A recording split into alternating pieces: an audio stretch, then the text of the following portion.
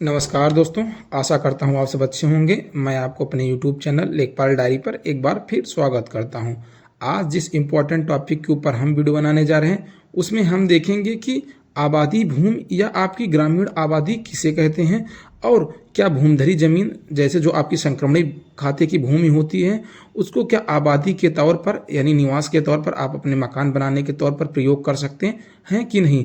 दोस्तों, इसके बारे में राजस्व संहिता आखिरकार क्या कहती है, तो हम देखेंगे आबादी भूमि या गैर आबादी भूमि का जो वर्णन किया गया है वो राजस्व संहिता की धारा 4 की उपधारा 1 में किया गया है।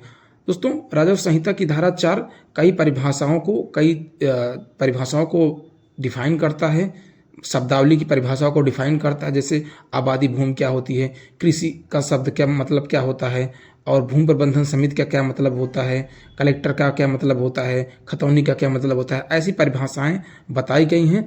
और दोस्तों, एक इम्पॉर्टेंट चीज़ ये है कि जो साथी हमारे लेखपाल प्रशिक्षण में भी हैं उसमें भी एक प्रश्न टिप्पणी करने के लिए अधिनियम एवं प्रक्रिया में पूछ लेता है कि आप आबादी भूमि या ग्रामीण आबादी पर टिप्पणी लिखिए। तो आपको मैं जिस प्रकार से बता रहा हूँ आप उसके हिसाब से भी लिख सकते हैं, आपको थोड़ा आसानी होगी, आप समझ लेंगे अगर वीडियो पूरा देख लेंगे। तो दोस्तों, हम वीडियो शुरू करते हैं, पूरा अंत तक देखिएगा। दोस्तों, आबादी भूमि हम देखते हैं तो प्रत्येक गांव आपका जो होता है, मानिए हमारा कोई गांव है तो वो 2 हिस्सों में बटा होता है। एक हिस्सा ऐसा होता है जहां पर किसान या खातेदार की भूमि होती है जो कृषि प्रयोग के लिए की जाती है, जैसे कृषि के लिए हो या बाग, चारागाह, सिंचाई आदि का साधन जहां स्थित होता है, एक हिस्सा वो हो गया। दूसरा एक हिस्सा हुआ होता है जहां रिहायशी क्षेत्र होता है। रिहायशी कहने का मतलब है जहां मकान बने होते हैं, उनके मवेशी पशु रहते हैं, आदि एरिया होता है। तो दोस्तों, ऐसे रिहायशी जो एरिया हो गया उसी को हम आबादी भूमि कहते हैं।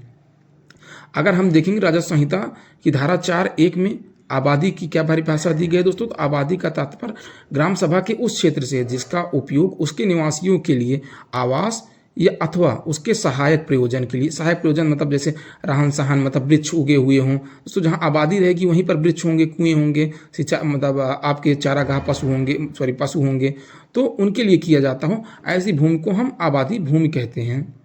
अगर हम राजस्व संहिता की धारा में देखें तो उसमें दोस्तों आबादी का लिखा गया है कि आबादी का तात्पर्य किसी ग्राम के ऐसे क्षेत्र से है जिसका उपयोग इस संहिता के प्रारंभ होने के दिनांक को उसके निवासियों के द्वारा आवास के प्रयोजनों के लिए या उसके सहायक प्रयोजनों के लिए यथा रहन सहन, हरे वृक्षों, कुओं आदि के लिए किया जा रहा हो, उसे तत्पश्चात ऐसे प्रयोजन के लिए आरक्षित किया गया हो या आगे आरक्षित किया गया दोस्तों, उन सभी जगहों को हम आबादी कहते हैं।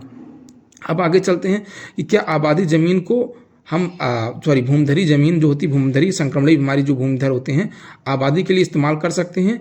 तो जी, संक्रमणी अधिकार वाला अपनी कृषि भूमि को आबादी के लिए इस्तेमाल कर सकता है, रहन सहन के लिए प्रयोग कर सकता है, उसके लिए कोई नहीं है, प्रतिबंध नहीं है। अतः संहिता के लागू होने के उपरांत भी यदि कोई ग्रामीण आबादी क्षेत्र आवासीय प्रयोजन के लिए आरक्षित किया गया हो या आरक्षित किया जाए तो उसे भी हम आबादी के तौर पर ही मानेंगे। कहने का मतलब है कि यदि संहिता जब से प्रारंभ हुई है उसके पहले तो ठीक है आबादी तो है ही, यदि उसके बाद भी अगर कोई जमीन हमारी बड़े संक्रमणी भूमिधर वाला भूमिधर हो, उसके बाद भी अगर कोई भूमि आरक्षित की जाती है तो उसे हम आबादी की परिभाषा के अंतर्गत ही मानेंगे। तो मेरे हिसाब से दोस्तों, अगर आपको जानकारी अच्छी लगी हो तो आप चैनल को लाइक शेयर और सब्सक्राइब जरूर करिएगा। Thank you for watching my video.